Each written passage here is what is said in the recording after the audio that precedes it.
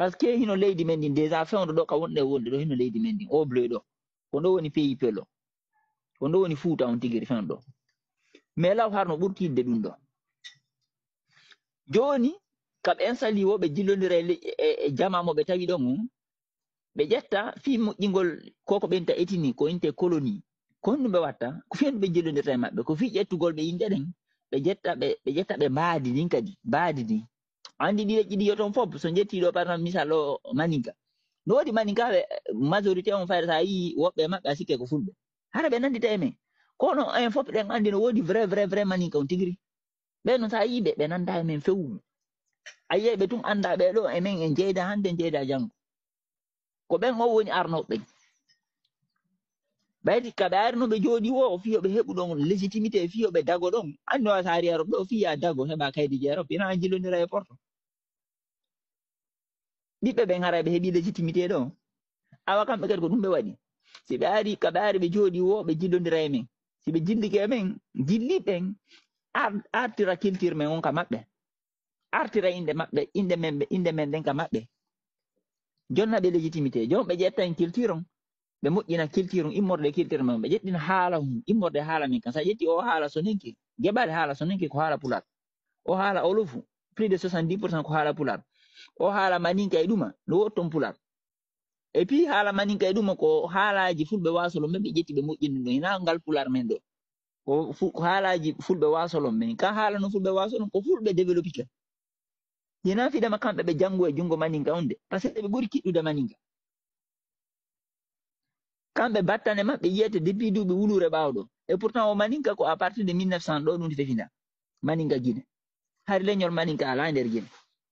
ko en 1900 ɗo ɗum fefinda par ce que ko Samori mayata hari maninka ala leñol maninka ala e nder Guinée koko nan toon ka tarikaji no ende maninka hari ko o fulɓe wasolon e koko inte jula tellen ko wontir Côte d'Ivoire ko ɓe inneteno maninka law koko inte ɗo leñol maninka hande sigiri ɗo hari ko yette bariɓe huɗɗum hari wano ɗi ɗeccaye maɓɓe ko men ta ñaani ɗum hati sincaka ɗum ko telle 1800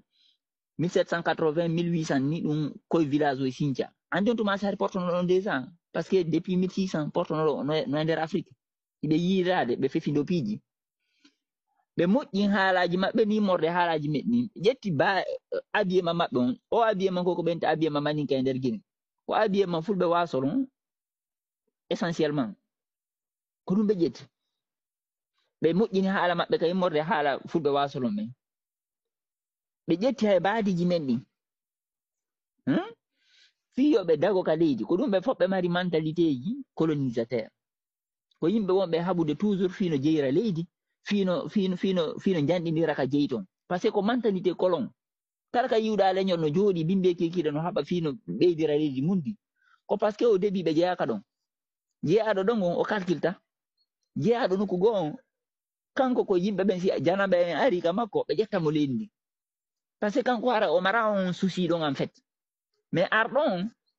toujours mentalité mum ko honno ɓeydorta honno tiɗinirta ka wonɗon ko mentalité colon ɗi leƴƴi ɗi yoton fof ɓe mari on mentalité colonial ko mentalité on colonisation ko ɓe jillade ɓe wujja inde ɗen ko ɗum wiyata toujours hara ɓe haɓa ɓenna nde inde ɗo ko inde amen nde inde ɗo ko inde amen ko menen jeyɗe inde ɗo ko menen jeeyi ndi leydi ɗo ko menen woni ɗo ko menen wanni ko on mentalité ɗon ɓe non ko à partir de 1600 1800 1700 e goɗɗum ko on tuma si ɓe eggi tellen Irak tellen Yemen tellen Turquie tellen Bagdad ha tellen Asie to ha tellen Chine to Inde wano olofuɓe ɓe ɓenay kamɓe ko Inde ɓe yiwi ko on tuma si ɓe eggi e ɗin zone ji ɓe ari Afrique ɓe ardu e portoɓe na fidama porto artawi ɓe ga ɓe weldi non hari ɓe wondi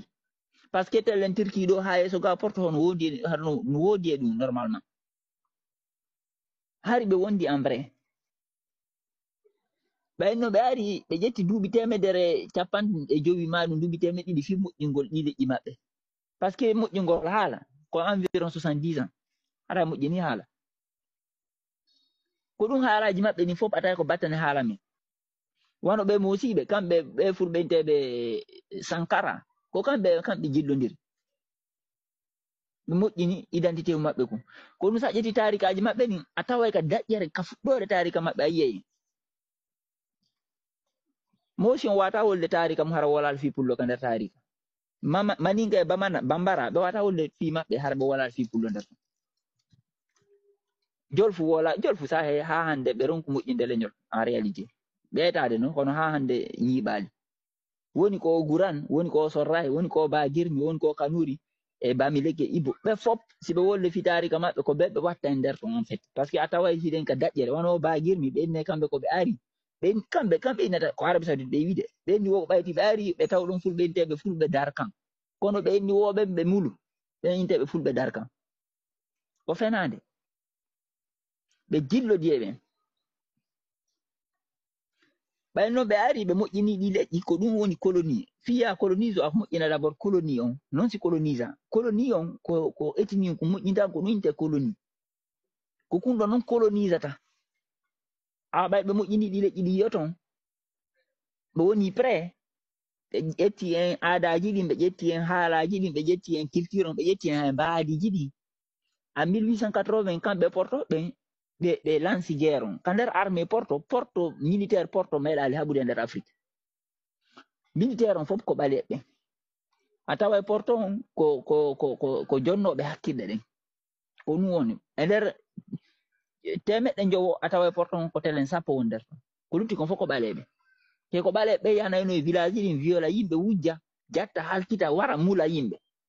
ko ɓale o waɗayno soori ɓale on ko ɓe naati wano timbo ko ɓale wonno e haɓude ko ɓale wonno wadde sakaza piiji ko ɓale on soori ɓen ko porto ɓe naati timbo ko ɓale ɓe wonno wadde dégaji ko kamɓe wonno soori on